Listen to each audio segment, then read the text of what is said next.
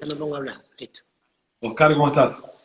Hola, ¿cómo les va? ¿Todo bien? Bien, por suerte. ¿Ustedes? Bien, todo bien. La verdad que, nada, un orgullo encontrarnos. Lo veníamos hablando con una compañera, este encuentro, compartir un rato. Y bueno, eso de sostener la coherencia y las convicciones a lo largo de la militancia, del tiempo, de la historia es muy importante. Y por eso también, digo, te abrazamos de este espacio, de esta organización, de este colectivo. Así que, nada, orgullo de que podamos charlar un ratito. Hoy mi madre no puede estar, Soledad Garriga, pero de todas formas ha hecho unos cuadros para vos que al final del encuentro te lo vamos a mostrar. Bueno, muchas gracias. Es un orgullo hablar siempre con militantes. Mira, Oscar, hace poquito hemos compartido un encuentro con Edgardo de Petri, no me acuerdo si era un Zoom de la tercera sección, ahora estoy en duda, pero bueno, ahí pudimos un poco charlar y debatir sobre cómo veíamos hoy el territorio bonaerense, así que sabemos que vos venís de muchas construcciones territoriales, has sido parte del Frente Grande, has sido intendente de Avellaneda, diputado, y hoy nos representás en el Parlasur como diputado, es un orgullo también. Yo me acuerdo cuando el macrismo comenzaba ese abandono del país y ese desgobierno, que gobernaban a su forma, pero digo, para la ciudadanía era un desgobierno, se ponía en tela de discusión de los medios hegemónicos que acompañaban ese proyecto neoliberal. ¿Para qué existía el Parlasur? ¿No? Entonces todo el tiempo nos querían un poco correr, que era algo que no tenía que estar. Y siempre en este lugar defendemos la construcción de América Latina, de esa patria grande bueno, estamos muy de acuerdo en seguir fortaleciéndola, ¿no? Y para eso, que mejor que haya un compañero como vos hoy representándonos en el Parlasur. Bueno, sí, sí, no es una actitud que tenía el gobierno, el sistema y los medios hegemónicos para con el Parlasur. Claro. Era una intención de desintegrar lo logrado, de desarmar la integración, de desmembrar lo adquirido, porque eso le dolía mucho. Le dolía porque durante los últimos 15 años, hasta que ellos nos ganan, se venía produciendo una integración virtuosa, ¿no? Tuvo su cenit, su momento principal, cuando se dio el no al ALCA. Eso significó efectivamente no solamente que los gobiernos populares accedían, sino que se juntaban entre sí. Fue la derrota más importante diplomática y política que tuvo el imperialismo, los Estados Unidos, y, bueno, y ahí se demuestra virtuosa la integración. No es un problema ideológico solamente, sino que en nuestra región efectivamente la articulación de nuestros pueblos y nuestros gobiernos es clave. ¿Qué nos queda si no? Negociar bilateralmente con los Estados Unidos, que encima no nos da nada, en otra parte. Entonces, claro, pero la historia de América Latina es la confrontación de la élite dominante y el imperio contra el movimiento popular, ¿no? Eso siempre fue así. Esa élite minoritaria, pero que se asocia con el imperio para hacer su negocio por ideología. Y eso no quería la integración. Fíjate que cuando se genera la UNASUR en el 2010, nunca se habían juntado los presidentes de Sudamérica. Nunca. 2009. Nunca. Era una cosa increíble que con una historia común, con un idioma entendible, como es el portugués y el español, nunca se habían visto. Y eso era por el temor que tenían de las represalias del imperio por las dudas se dieran. Entonces, se hizo virtuoso el Mercosur, con la incorporación de Venezuela, se creó la UNASUR, te insisto, increíblemente nunca se había visto, y se creó la CELAC. ¿Qué es la CELAC? Es la OEA menos Canadá y Estados Unidos más Cuba.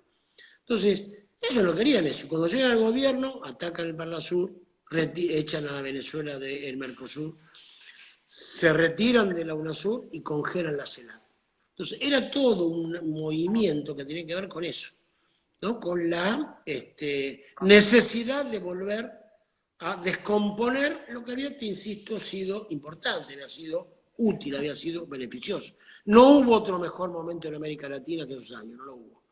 Crecieron todos los países, bajó la pobreza, creció el salario real y ganamos en la autoridad. El hecho que Brasil, por ejemplo, haya organizado una Olimpiada y un Campeonato del Mundo de fútbol El hecho que se crean los BRICS, el hecho que en el G20 se suma a México, también a Brasil y a Argentina, tiene que ver con eso.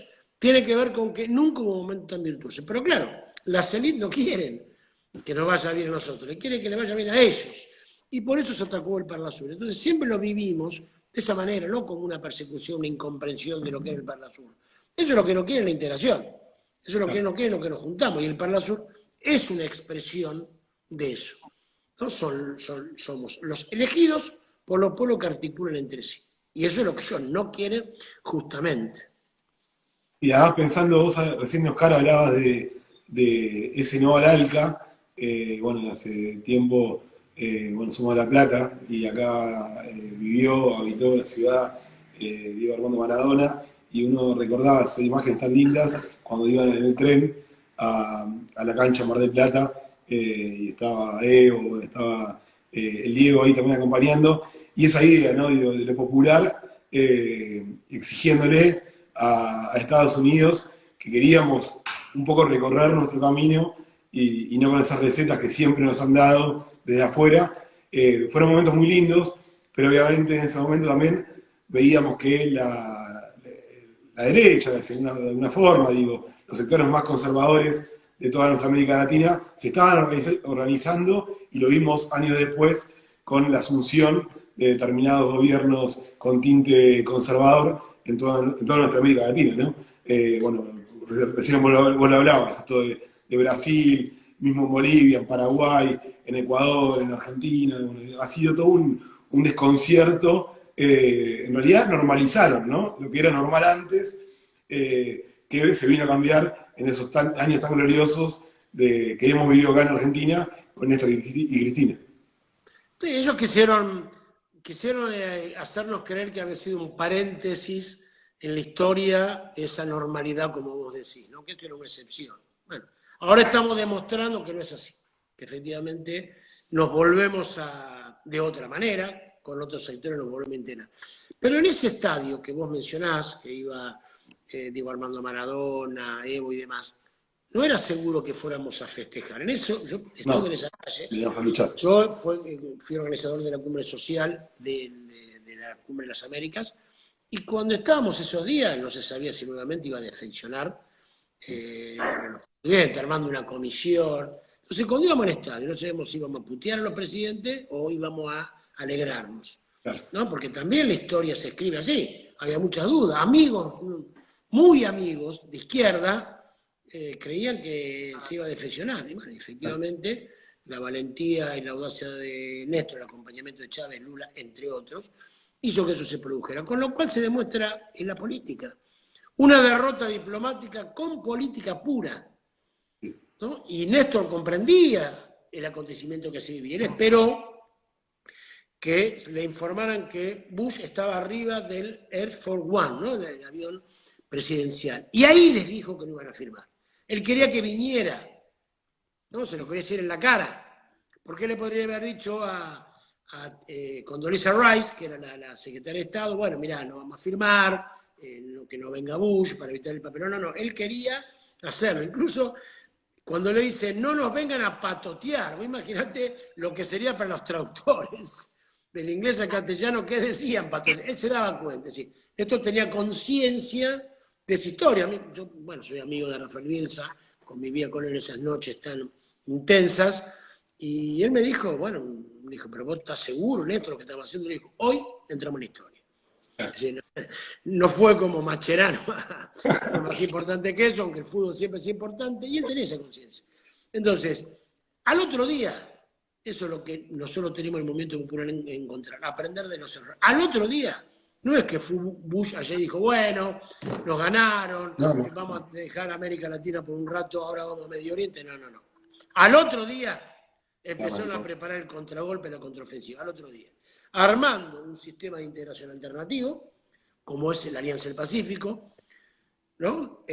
Generando una nueva derecha, una derecha empresaria, una derecha despreocupada, una derecha que viene a ayudarnos a los políticos, que no roban porque tienen plata. Y vos fíjate que matricial, ¿no? que igual es que hay 3 presidentes de derecha que fueron presidentes de clubes de fútbol, ¿no? Claro. Piñera del Colo-Colo, Cartes de Libertad y Macri de Boca. Hasta en eso, ¿no? Y entonces hicieron todo eso y empezaron con el lawfare, empezó el hostigamiento y nos ganan en el 2015. Pero te vuelvo a decir con eso porque es importante que nosotros comprendamos y confiemos en el pueblo, ¿no? Porque parecía que venía ahí una ola irreversible de la derecha, Sí, que había sido una excepción, un paréntesis, como decíamos recién, y no fue así.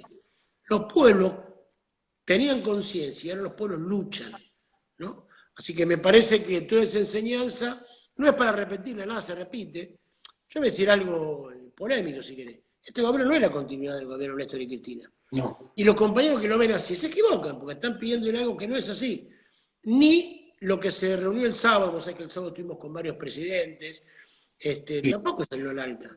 Los acontecimientos históricos son diferentes, y está bien para la épica, para cantar en la cancha o en la calle. Ahora, después la política es la de verdad, ¿no? Entonces, nosotros supimos el sábado, yo estoy tan contento por esto de este encuentro, hacer un puente entre aquellos presidentes y estos nuevos, ¿no? Entonces, bueno, bueno, Castillo, Alberto, Arce, no son los mismos que antes, pero sin embargo producen un puente, ¿no? Y ese puente es la lucha de los pueblos, es el movimiento popular.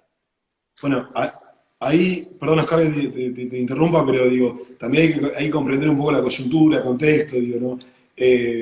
Pero vos bien decías recién esto de que en un momento cuando ganó la derecha, por lo menos acá en Argentina, y algunos países de América Latina, pensábamos que era algo interminable, ¿no? ¿Cómo salimos de esto? Y veías las caras cansadas de la gente, las caras agotadas, de quedar sin laburo, de no poder llegar a poder desarrollarse, mucha tristeza y mucho abandono. Sin embargo, como vos decías, que la lucha es constante de los pueblos y bueno, se volvió a resurgir ese nuevo gobierno o esa nueva etapa que floreció un poco, ¿no? En nuestra América Latina, obviamente teniendo un puente, porque también hoy veía un video de ese encuentro que vos me decís con los y las presidentas, digo, que no es la misma época, sin embargo da un aire de esperanza pensar que en América Latina nuevamente estamos pensando en ese futuro mucho más próspero, ¿no? De una región que se quiere desarrollar, que puede serlo, y que siempre estuvo tapada un poco con la bota, o no la bota, pero depende del norte, ¿no? A veces tapada con botas y otras veces con un saco de un empresario, pero digo, siempre nos han hecho eso y hoy vemos que hay nuevamente una disputa constante de la ciudadanía, el pueblo, con estos nuevos presidentes y presidentas que proponen una esperanza muy linda. Uno piensa hasta en Brasil, ¿no? Cuando dice si en Brasil, ¿qué va a pasar con Lula libre, ¿no? Una consigna que veíamos, bueno, ahora vamos a ver un par de fotos, ese Lula libre era esa posibilidad de pensar que Brasil podía ser nuevamente ese Brasil de mi casa, mi vida, digo, cosas mucho más lindas que, bueno, no fueron todos estos 4 años y un poquito más para el Brasil de derrotas constantes. Sí, pero exactamente así como vos decís. Ahora, ¿qué hicimos nosotros aparte de amargarnos? Luchamos. Una parte del movimiento popular luchó contra las medidas neoliberales, como hoy se lucha en Chile, como se lucha en Ecuador, como se luchó en Bolivia, luchó. Porque, primero, nosotros los militantes tenemos que saber que la lucha empezó antes que nosotros. Sí, Y va a haber quienes luchen después que nosotros. ¿No? Es una constante, es decir, no empieza cuando uno llega a la lucha, ni termina cuando uno deja de luchar, otros lucharán. Y cuando uno lucha, no sabe si va a ganar o no.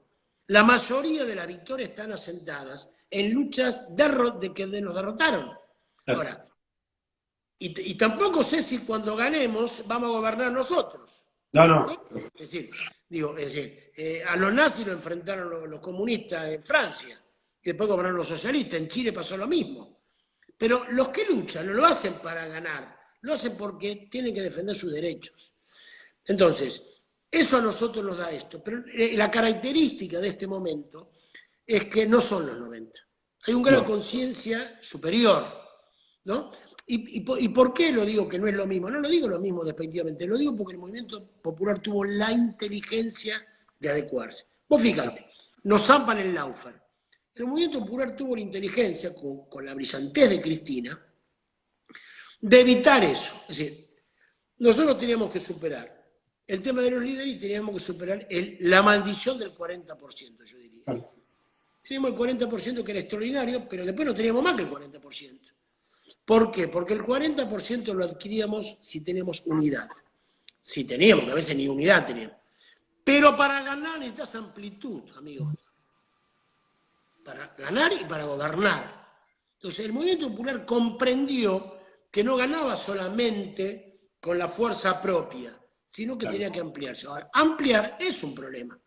Porque después, la verdad, renegamos con nuestro gobierno, ¿no? Digamos, discute Choquehuanca y Arce con Evo, se pelea Arau con Correa. Ahora, ese tipo de contradicciones que tenemos dentro de nuestro gobierno, es mejor que juntarme y estar de acuerdo en pelear contra Macri. Sí. ¿No? Entonces, es complicado y sí. Ahora, nosotros lo que hacemos en esto es militar para que el pueblo viva mejor, no para tener razón nosotros. ¿No? Entonces, el movimiento popular encontró amplitud, por eso es diferente. Pero es la misma pelea, yo digo, cuando uno mira la historia de América Latina, es la lucha de sus pueblos que pelean por su liberación, siempre la constante, contra la Libia y el imperio. Y ahí no lo tenemos que perder nosotros. Entonces, en este momento, Lula va a ganar en Brasil. Sí. Si no lo matan, que también es posible, y a Gustavo Petro es muy posible que gane en Colombia. Ahora, ¿eso qué quiere decir? ¿Que nunca vamos a perder? No, compañero, no, porque nosotros a veces necesitamos la certeza. Entonces, ganamos en Bolivia, listo. Ahora ganamos todas las elecciones. Perdimos en Ecuador, no. Ahora la derecha nos va a ganar siempre. Ganamos ahora en Perú, ahora vamos contra... No, es una disputa donde la derecha juega unida, juega con todo el poder mediático a favor, juega con el sentido común. Es el sentido común que tanto daño nos hace que pobres habrá siempre. Entonces, nosotros tenemos que vivir cada victoria, apreciarla, comprenderla sabiendo que no es que ahora transitamos un camino y con el determinismo histórico vamos a ganar todo lo que viene. Ni vamos a perder todo lo que viene, ni vamos a ganar. Depende cómo nos preparamos. Si nos preparamos bien, tenemos posibilidad de ganar, con unidad y amplitud. Ahora, si no, nos vamos a ganar. La derecha también juega. Bueno, nosotros hablábamos en esto de, vos hablabas recién de militar siempre para un poco para la felicidad del pueblo, para esa posibilidad de que el pueblo se desarrolle. La otra vez hablábamos en un encuentro que uno puede seguramente marcar 3, 4 líneas en las que estamos de acuerdo y las que no vamos a bajar nunca, y después además uno las puede discutir, y siempre pensando en el contexto, en la coyuntura, en qué pasa en la región, en todo el globo terráqueo, en todo el planeta, porque tampoco uno a veces cae en qué pasa en la región y tiene que pensar también en qué pasa a 90 grados en todo el mundo, ¿no? Para pensar ese contexto. Pero bueno, digo, también pensando esto de que vos hablabas recién de la unidad, la necesidad de la unidad, uno se acuerda de ese video de Cristina cuando marca, y lo publica en redes sociales, y vos hablabas recién de medios hegemónicos, que uno puede hasta a veces pensar en que es mucho más importante el mensaje del medio, ¿no? Porque Cristina hace ese mensaje a través de redes sociales sin depender de los medios, sin embargo después los medios sí o sí tienen que pasar ese mensaje, porque es Cristina, es la centralidad argentina. Entonces, digo, ese mensaje llega igual y nos genera a nosotros la discusión interna y la pudimos hablar algunos, digo, en poquito tiempo y otros en mucho más, digo, pero no se discutió más nada. El camino es por acá, Alberto, Cristina, vamos con todo y vamos a ganar la Argentina. Y hoy también se sigue sosteniendo esa tesitura en toda la Argentina, pensando en generar la unidad para seguir gobernando y seguir generando esas conquistas sociales con un pueblo movilizado, ¿no? Digo, el pueblo movilizado siempre también te da un poquito de ese plus que nos falta cuando no lo tenemos, ¿no? A pesar de que gobernemos, me parece. Sí, yo creo que esta es una coalición nacional, no una coalición popular, digo, para seguir tirando temas de debate. Lo tenemos que comprender. Eso no está ni bien ni mal, es así. Es así. Nosotros, y lo digo porque llamamos a compañeros que pensaban diferente que nosotros. No le podemos pedir ahora que cambien de opinión porque están con nosotros. Sí, ¿no? sí. Y digo, eso hay que ser claro. ¿Qué quiere decir eso? Que los que queremos ir más allá, tenemos que organizarnos. Sí. La amplitud no solamente no justifica, sino que exige organizarnos. Porque como estábamos con Néstor y Cristina era más fácil. Sabíamos que vos podías tener un énfasis, alguna duda, pero íbamos para allá. Ahora no se sabe. Porque la amplitud justamente lo que hace es convivir cuestiones diferentes. Ahora, acá lo que se trata, compañero, es juntar lo diverso para pelear contra lo antagónico. Ese es el problema. Nosotros que tenemos diferencias, y son válidas, porque no es que nosotros tenemos la razón y los otros son unos tarados. No, tienen una idea. Dentro del frente de todos hay opiniones diferentes de cómo relacionarse con los Estados Unidos. Sí las hay. Sí. Ahora, las sabíamos de antes, ¿eh? Sí, claro. No nos enteramos ahora. Yo soy de los que creo que los Estados Unidos no te va a dar nada de nada. Ahora, lo tengo que probar. Y tengo que organizarme como organicé el sábado para probar eso. No tengo que andar refunfuñando por los rincones y whatsappearme con mis amigos diciendo lo mal que te tengo bien. Yo me tengo que organizar. Claro. ¿No? Entonces, hay que hacer confluir lo diverso para enfrentar lo antagónico. Esa es la tarea que tenemos. Y las redes cumplen una gran... Lo que estás haciendo vos hoy es extraordinario. ¿No? Porque descuidás tu tiempo, te ocupás, te exponés a que te digan qué sé yo, qué sé cuánto. Eso es lo que hay que hacer. Nosotros no podemos conseguir tener un Clarín, lamentablemente. No. Lo pudimos haber tenido, no sé, sería un debate gigantesco, a ver si del 2000, capaz que lo pudo haber tenido, capaz que no, pero nosotros sí tenemos esto. Tenemos a los militantes, tenemos el boca a boca. Pedro Castillo ganó la elección andando en un burro. ¿No? Claro. Porque es un serrano, un hombre que... Y a veces en las redes, a veces en mano a mano, hay que buscar las herramientas. Entonces, nosotros, en Argentina, tenemos desarrollado todo el tema de la comunicación virtual. Entonces, lo que vos haces es muy valioso. Porque este es el mecanismo. Entonces, no podemos tener Clarín, no. Lo que no lo pueden evitar es que lo veamos así nosotros. Y que le quitemos a nuestro tiempo para poder organizarlo y debatir. Y como decís, pensar el mundo. No, porque si no pensamos en el mundo, es decir, nosotros no podemos liberar a Argentina sin saber qué pasa en la región. Ahora, tampoco podemos caminar por América Latina si no comprendemos la disputa estratégica que hay entre Estados Unidos y China. Si no entendemos eso, no entendemos nada. Después podemos pelear quién va segundo concejal en La Plata. Listo, lo peleamos también. Ahora, viste, la verdad, eso no es hacer política. Hacer política es comprender todo lo que pasa, incluso ni siquiera para ser un especialista en política internacional. Yo no soy un especialista en política internacional. Yo lo que tengo que tratar de ver qué pasa en el mundo y en la región para ver cómo a mí me sirve. Entonces, lo de China, yo tengo que saber en qué me viene bien a mí lo de China. No me voy a enroscar en el proceso chino y los 4.000 años y el China y el chanquillo de todo eso. Lo que yo sé que a mí me conviene China y me conviene Rusia. ¿No? Y me conviene ser un polo en un mundo multipolar. Que eso es lo que me parece que hay que insistir. Un polo en un mundo multipolar. No países que individualmente andan conectándose, para bien o para mal, ni con Estados Unidos ni con China. Bueno, esa disputa que vos hablabas recién, Oscar, se vio un poco en la vacuna, ¿no? La vacuna, lo que decían los medios hegemónicos, la politización de la oposición, una vacuna que venía de Rusia, que no servía, que envenenaba, que después faltan más, que faltan menos, que ahora vacunan a algunos y otros no. Bueno, toda esa cuestión que uno veía en esa disputa constante de un sector político de Argentina que planteaba que como no era la Pfizer y era la Sputnik, no, la Sputnik no sirve, bueno, muchas discusiones que se han dado y también, digo, volviendo también a lo que decías vos recién, de ese Clarín que no pudimos conseguir y hay que ver si lo conseguíamos. Digo, también hay que pensar la militancia en todos los sectores, plataformas, espacios, tanto en lo territorial, como en las plataformas de redes, como en los cascos urbanos, como en el Congreso, como en las concejalías. Todo territorio está en disputa y para eso necesita la militancia dando esa disputa, ¿no? Y no podemos pensar en algo mercantilizado, porque si pensamos en medios compañeros a través de la mercantilización de la publicidad de la pauta, caemos en que solamente hacemos un negocio, no, nosotros queremos cambiar la historia, no estamos para hacer un negocio de algunas cosas, ¿no? Entonces digo, retomar la discusión que planteabas recién, que estoy de acuerdo en casi todo lo que decías vos recién, así que era para volver para atrás.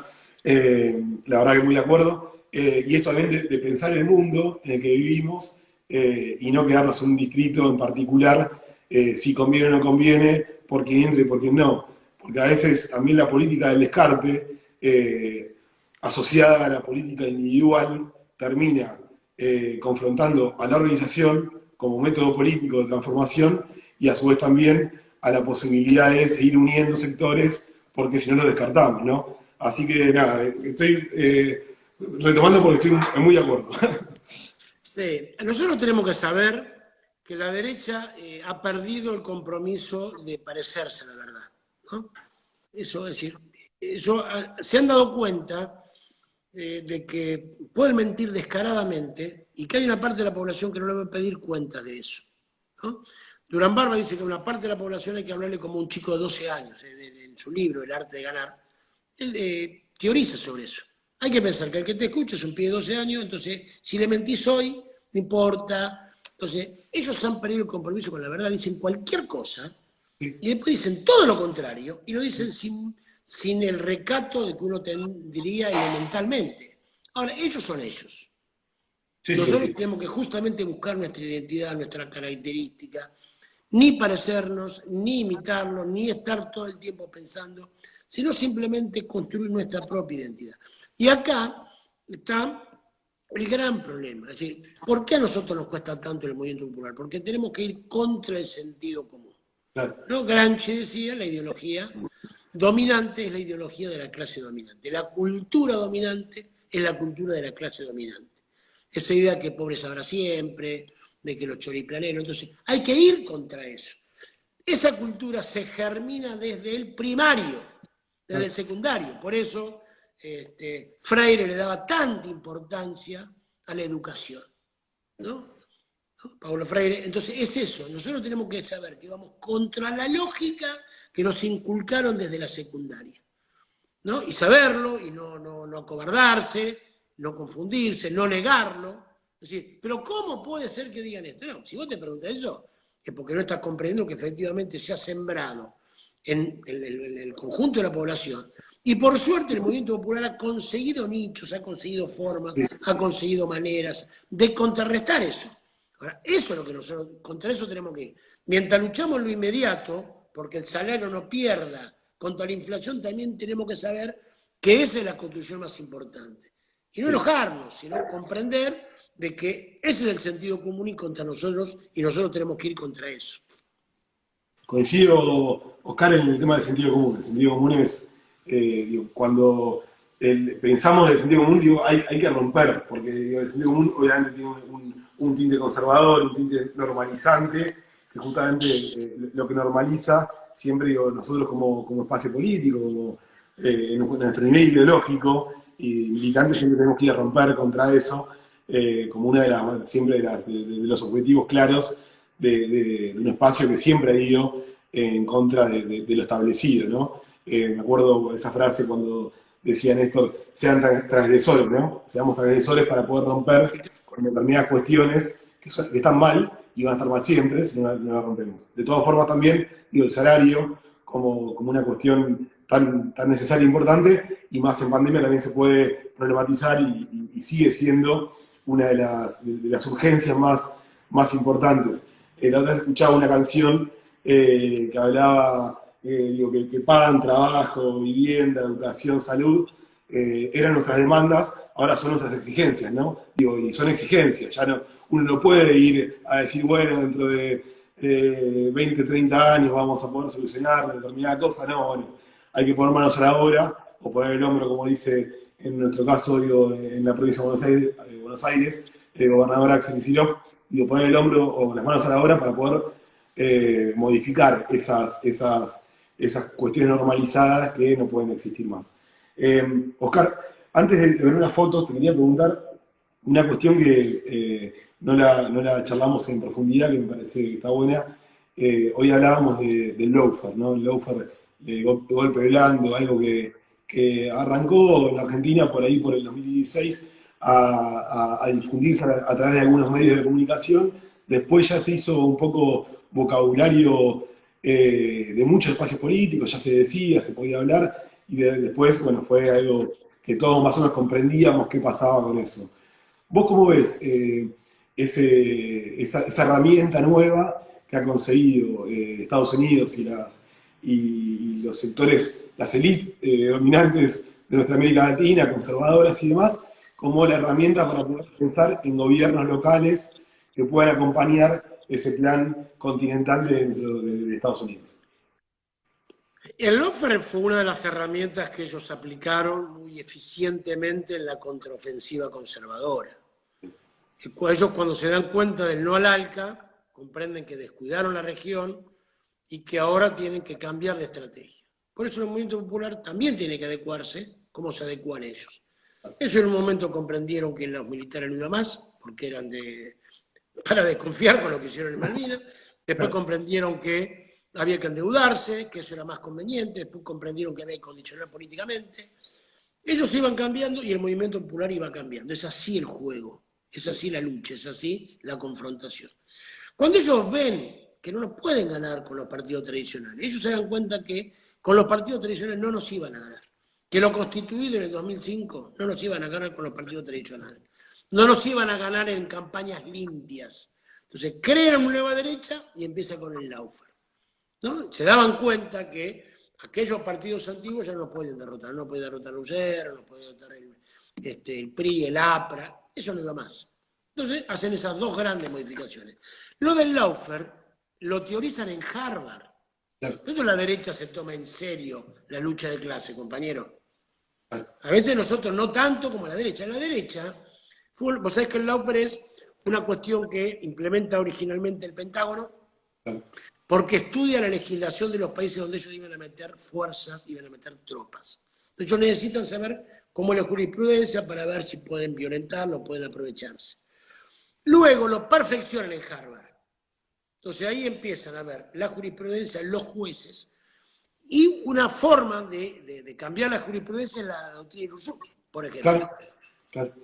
Entonces, es la mentira, es la persecución, es decir algo desde un medio de comunicación que después toma un juez, es un político que le exige rapidez en la resolución de los temas, es la culpabilización de antes de que efectivamente se ejerza el debido derecho. Ese es el lawfare, ¿no? Y te insisto, por suerte no le alcanzó el lawfare a ellos. No. ¿Cuál es la prueba del lawfare? No lo dice ningún escritor de izquierda.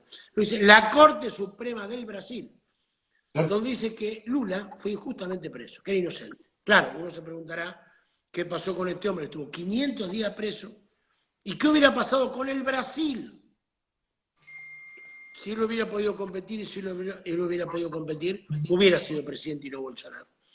Pero el movimiento popular pudo sortear eso. Y el lawfare hace que Evo no pueda ser candidato. Y se lo suplanta. Que Correa no pueda ser candidato. Y se lo suplanta. Que nos quieran dividir, los juntamos. Entonces, el lawfare es eso. Tuvo su resultado claro. La primera explicación de por qué pierde Arauz en Ecuador es por el lawfare. A veces se puede sortear, a veces no. Pero de la misma forma de que ellos logran instalar nuevas tácticas, nosotros también lo tenemos que hacer. Entonces hay que denunciar al lawfare, hay que explicarlo, porque la persecución de los dirigentes populares, bueno, tiene su resultado y nosotros tenemos que no confundirnos, saber explicar, pero también comprender que de acuerdo a cómo se modifica la derecha, también tenemos que modificarnos nosotros. Por ejemplo, la derecha no se divide más, muchachos. Acá después podrán pelearse, Burri. La derecha va a ir unida a partir de ahora siempre. Le puede ir mejor o peor. Es más, en México, tal es así que Morena, el movimiento que arma López Obrador para llegar al gobierno y luego para mantenerse, enfrenta a los tres partidos tradicionales. Claro. Al PRI, el peronismo mexicano, al PAN, que es la derecha tradicional, y al PRD, que había sido un desprendimiento por izquierda del PRI. Los tres se juntan. No que se junta la derecha, se junta todo contra ellos. La derecha va a ir unida. Una de las cosas que tenemos que aprender es esa, que nosotros también tenemos que ir unidos, ¿no? Entonces el lawfare le ha servido y ya están cambiando de táctica. Porque como no les sirve el lawfare, ahora van por el achicamiento de la democracia. El lawfare es el achicamiento de los derechos políticos. Ahora van por el achicamiento y la democracia. Por eso quieren postergar las elecciones, proscribir a algunos candidatos, no reconocer el triunfo a Castillo. Ahora achican la democracia. Sí, Bueno, pero lo que hace la lucha es rompe eso. ¿Qué pasó en Chile? ¿No? La movilización popular le rompió la constitución que tenían ahí enterita 40 años. Eso es el poder del pueblo. Sí, ellos ponen las reglas y cuando no les sirven, ponen reglas nuevas, ¿no? Y bueno, lo que vos decías recién, Oscar, es muy importante. Frente a nuevas herramientas, nuevas estrategias, ¿no? Para pensar ese futuro que siempre está próximo, porque ellos todo el tiempo están pensando en que si no pueden de una forma, van a poder por otra. Digo, las reglas las pone siempre, por más de que pisoteen la Constitución, hacen lo que sea, para pensar ese futuro cercanito que siempre va a estar del lado de ellos, ¿no? Sin embargo, las luchas populares en América Latina dan la demostración que frente a esas herramientas planteamos estrategias como la unidad en Argentina. Vos sabés recién del lawfare, acá en Argentina en particular, porque en muchos países sí sirvió la posibilidad de poner a la candidata o el candidato de mayor representación política, preso, presa, o se tuvo que exiliar y demás. Acá en Argentina, si bien tenemos a algunos presos y presas políticas que la verdad que la están pasando mal, y desde este espacio siempre decimos que también estamos por la libertad de aquellos y aquellas que están hoy como Luis de Lía, como el compañero Amado Udú, como Milagro Sala, como muchos y muchas que atraviesan una realidad que no estamos de acuerdo, no han podido contra esa mujer que un poco nos da la esperanza, y hasta el día de hoy, cuando la miramos, a veces, por lo menos a las militancias de base, y acá veo a muchos y a muchas del otro lado, que son parte de las militancias, tanto acá en La Plata como en otras localidades, la ven a ella, y un poco nos da esa esperanza de construcción, de organizarnos, y nos emocionamos, ¿no? Y ahí, bueno, queríamos mostrar una foto con esa gran persona que es Cristina Fernández de Kirchner. Sí, una persona superior, ¿no? Digamos, efectivamente ella políticamente, te insisto, ha hecho en una sola acción, logró romper los dos límites que tenía el movimiento popular, que era la incapacidad de suplantar los liderazgos y ese techo del 40% con la amplitud, ¿no? En una sola jugada. Bueno, y por suerte eso fue comprendido y aceptado y aplicado, ¿no? Por todos. Ella fue la primera que habló de amplitud. Por eso es que es difícil que algunos en su nombre planteen el tema del sectarismo, ¿no? Qué contradicción. Justamente ella que deja su lugar, un lugar más que merecido, pero ella comprendió que había que ganar y sobre todo que había que gobernar, ¿no? Así que bueno, sí, es hermoso tenerla como referente, tenerla siempre con consulta. Y ella tiene una idea muy linda, que me planteó la última vez que estuve con ella, que tiene que ver esta idea de conflicto y síntesis, ¿no? Ella dice que en este frente tan amplio tiene que haber conflicto. No, porque algunos dicen al revés, no, como es muy amplio, no digamos nada. Lo de los presos, yo lo que digo de los presos, compañeros, se lo digo a todos los que están escuchando acá, lo primero que hay que hacer a los presos es ir a verlo. Sí, coincido. Es ir a verlo, escribirle, pues si no, libertad a los presos políticos, no, yo lo digo críticamente. A los presos hay que ir a verlos, compañeros. Hay que mandarle cartas, hay que hacerle llegar un mensaje, a los presos hay que ir a verlos. Primero, entonces, esta idea del conflicto y síntesis, no tenemos que defender a esos compañeros, y en algunos lugares hay que generar conflicto. Siempre que el conflicto llegue un momento que no deje lugar a la ruptura, dé espacio a la síntesis. Entonces, con el tema de los salarios, con el tema de la hidrovía, con el tema de las tarifas, con el tema de los presos políticos, tenemos que dar debate fuerte, compañeros. Sí, coincido. Hay que decir las cosas como son, con el tema de las relaciones con los Estados Unidos. Hay que decir las cosas como son. Llegado el momento, hay que sintetizar. Pero el conflicto es una necesidad en un movimiento heterogéneo. No es una necesidad. Además, eso es lo que hablabas vos recién, que habías hablado con Cristina, esto del conflicto y síntesis, también nos genera esa necesidad del debate ideológico, político de base, fundamental para poder seguir construyendo, ¿no? Porque si no, caemos en decir que sí, siempre, y no seguimos avanzando en reconstruir esa patria que soñamos, esa provincia, en este caso en esta ciudad, es tan necesario ese conflicto interno, obviamente siempre pensando en que nunca una persona puede ser más importante que la idea discutida, ¿no? Y eso también lo sintetiza Cristina cuando vos hablabas qué lugar ganado, sin embargo, ella decide hacer un frente de unidad y algunos le tiran a ella, aunque no es amplia, cuando realmente es la que propone la unidad, y también uno ve después en ciertos sectores, no, porque bueno, no, la verdad digo, si ella no se mostró indispensable y acompañó un frente de unidad, como cualquiera o cada uno o cada una de nosotros va a ser indispensable, ¿no? Digo, imposible pensarlo porque no se da en la construcción nacional. Pero bueno, digo, son cuestiones muy importantes de seguir debatiendo. Coincido mucho, Oscar, con lo que vos decís. Aprovecho para saludar a cada uno y a cada una de los que están del otro lado. Siempre es muy importante estos debates, porque también nos generan esa posibilidad de seguir avanzando en la construcción de ese movimiento tan amplio que necesitamos seguir, ¿no? Fortaleciendo. Y qué mejor que hacerlo con vos, Oscar, que además tenés esa mirada regional tan importante y que además nos representás.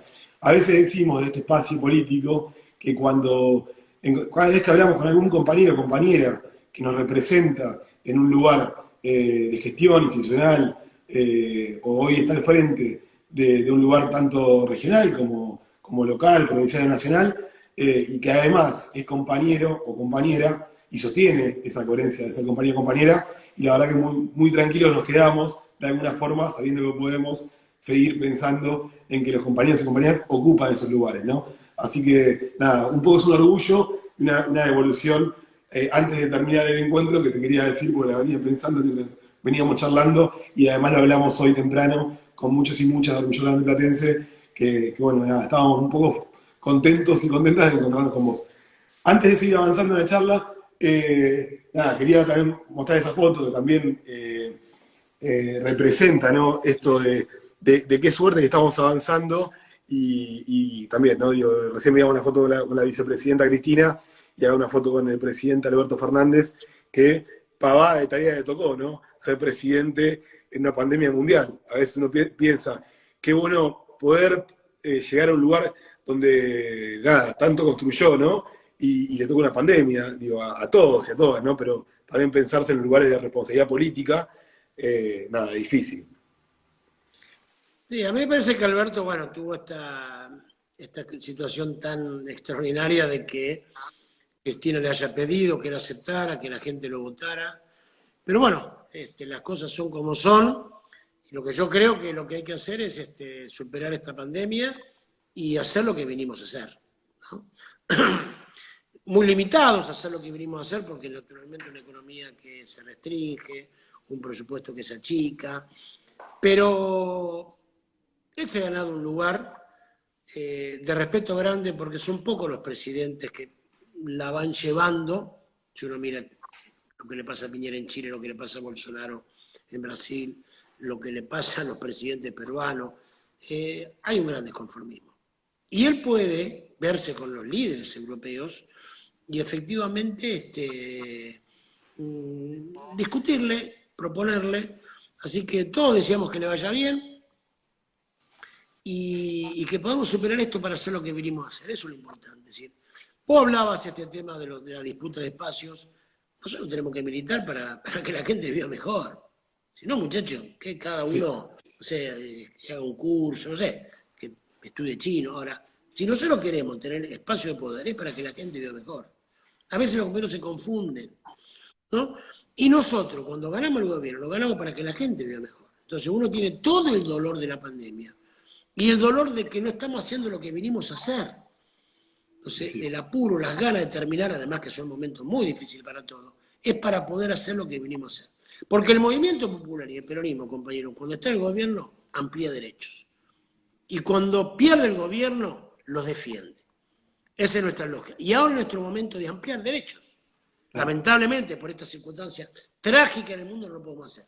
Pero nosotros tenemos que superar esto para hacer lo que vinimos a hacer. Y ahí sí vamos a medir a los aliados que tenemos dentro del frente de todo.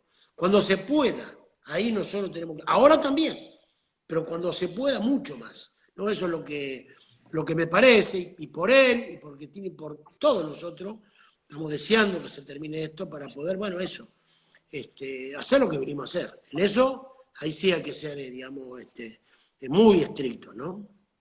Sí, sí, digo que el árbol no tape el bosque y que realmente digo, la agenda y el programa de este gobierno era uno determinado, que era, como vos decías recién, Oscar, es nada, otorgarle esas posibilidades al pueblo mediante las conquistas históricas y retomar esas luchas populares para garantizar derechos. Digo, si no garantizamos derechos y no hay una posibilidad del pueblo, de que el pueblo sea un poquito más feliz, una Argentina más igualitaria, más justa, y la verdad que acá no vinimos a hacer nada, así que la pandemia no nos tape esa agenda, ese programa de gobierno, que seguramente cuando todo esto se vaya normalizando un poquito, seguramente va a ir floreciendo en cada una de las provincias y obviamente en la nación y en toda nuestra América Latina, ¿no?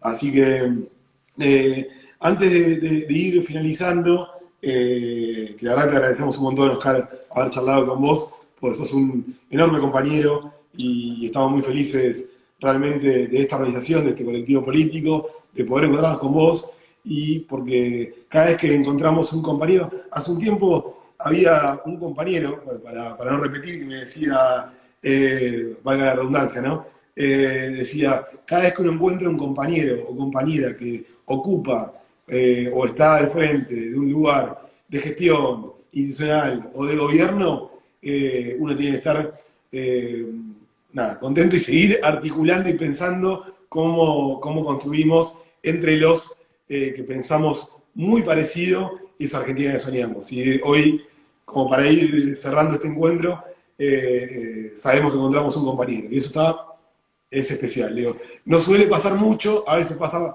bastante seguido y otras veces pasa con un tiempo más largo, pero hoy encontramos un diputado del Parlasur compañero, ¿no? Digo, que está al servicio no solamente del pueblo, de toda la región, sino también de la militancia, que también es importante, porque a veces se piensa en el pueblo, pero cuando hablamos de militancias y nos cerramos un poquito, porque si es de otra organización, si es de otra, y se complica, ¿viste? Pero bueno, la verdad que acá estamos contentos. Bueno, un saludo a cada uno de los compañeros que está hoy y un saludo especial a Ernesto Alonso, que creo que es el Ernesto Alonso que yo conozco y que también tiene una historia de lucha muy importante. Es bueno charlar entre compañeros y entre militantes, y tampoco tenemos que estar de acuerdo en todo, compañeros, si no hay problema, si discrepamos, si justamente de eso se trata, ¿no? Lo peligroso es cuando, si estamos tanta gente como todos de acuerdo, es para sospechar, porque algo... bueno, Mirá, pero justamente el tema es plantear los matices para, bueno, confluir y pelearnos contra el verdadero enemigo. ya, ahí aprovechamos a mandarle seguramente a Ernesto Alonso, compañero de acá de La Plata de CECIM, bueno, y a cada uno y a cada una de las que estuvieron recién. Ha estado también, bueno, después iremos saludando porque no me quiero no olvidarnos de ninguno, así que queda mal, pero digo, le agradecemos a cada uno y a cada una de los que han sido parte de este encuentro, porque también siempre para que haya un debate es importante las distintas voces. Y esto busca eso, ¿no? Digo, busca pensar esa República Argentina que tanto soñamos. Te quiero decir algo, Oscar, antes de terminar el encuentro, y ahora sí, para no sacarte más tiempo. Hace un ratito, mientras estábamos en el vivo, obviamente con los protocolos determinados y demás, vino mi vieja, Soledad Garriga, que es artista, es parte de este colectivo político, quien te va a entregar los dos cuadros y que ojalá que después nos podamos ver para dártelos en mano. Antes de que aparezca ella, si yo me puedo correr bien por el protocolo y demás, te vamos a mostrar el primer cuadro y ahí te va a saludar ella y ya después cerramos el encuentro. Te agradecemos un montón. Gracias, compañero. Gracias por la invitación. Qué linda.